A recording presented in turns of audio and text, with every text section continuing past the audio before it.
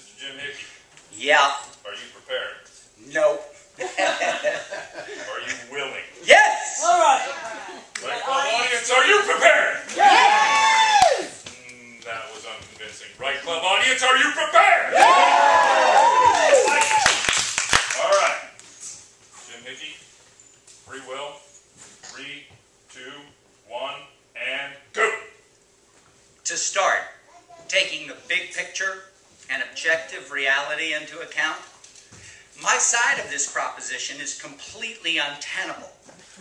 I mean, we could ask the dinosaurs or their ghosts. 1 minute, our ancestors are lucky if they can scurry to find a hole. The next minute, one big food chain with no top end in sight.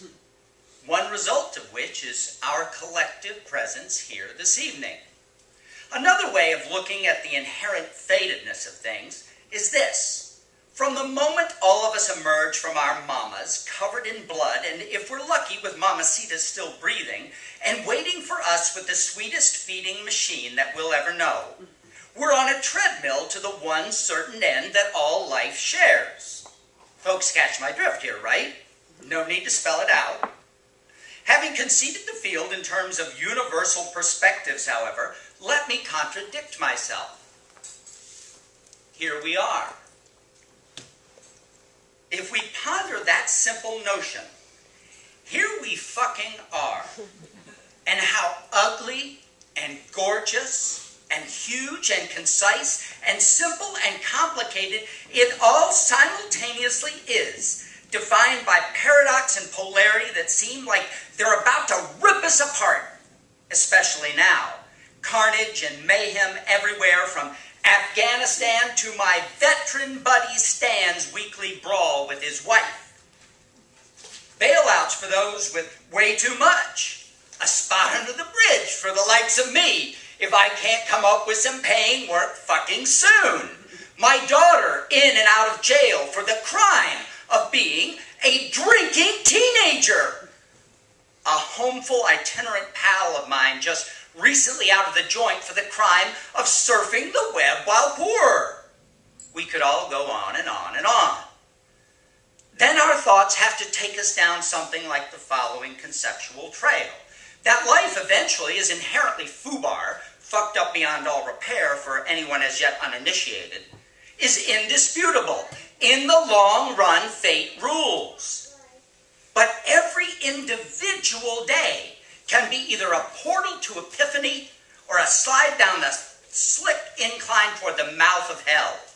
When things are swell, my God, I have experienced the scent of my sweet wife so deep in my being that I've been certain I would burst with the juicy yum of all that jazz.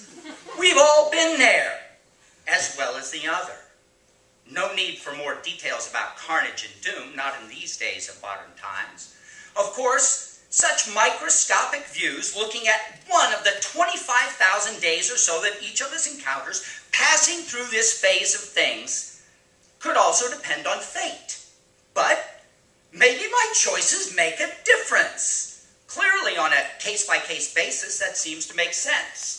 Perhaps I'm not an automaton right now. I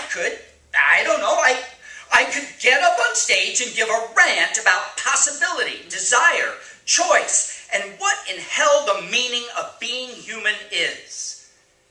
And everyone here could listen. And we could all say, yeah, that might make a difference. You see, if fate were all that mattered, we wouldn't all want the same two things. Everybody know what they are? No, not money. And no, not love. I can prove it, but not tonight. Tonight, everyone, just chill a minute and suspend that nagging idea. This guy is so full of shit, it's leaking out his eyeballs. And consider this. What we all want is to be happy and to be personally powerful. Remember the self-evident truth about life, liberty, and the pursuit of happiness. Life and liberty. This is the clue phone calling, is about being personally powerful. And the clearest manifestation of that so much so that little else goes into the hopper is having an impact. In any case, given the overwhelming crush of fate in the long run, this capacity for impact is likely the absolute best that anybody can hope for, again, along with happiness. And outside of serious mental deficiency, anybody who tries to be sanguine without being potent is in for a rough ride, no matter what the Prozac ads promise. Everybody can hope for heaven, or the big rock candy mountain, obviously. Rationally, though, having useful and interesting problems to solve that we address in useful and creative ways is probably the only way to succeed in any attempt to be a conscious entity instead of wandering, lost and oblivious, through this vale of tears. The way I've always put it is this: I'm Irish. I always have a good time, albeit I admit that on occasion my glee is all in retrospect. And this is not fate. At least it doesn't smell or feel or look like fate. It seems like choice, actually. So here's the deal. From now until that final agonal breath, we all have that choice to engage and seek to improve things, from our own lives to the whole planet, or conceivably to seek the truth even if it will always be elusive. Whatever we want to call this doesn't appear to add up to fate, to sitting back and letting it all just happen. We don't have to end up like the dinosaurs, unless indeed the asteroid is breaking through the stratosphere, and that is indeed our fate. Ian got me started on this shit, and in case you can't tell, I love it. I could go on, but the ringing of the bell isn't fate either, and stopping is just another choice.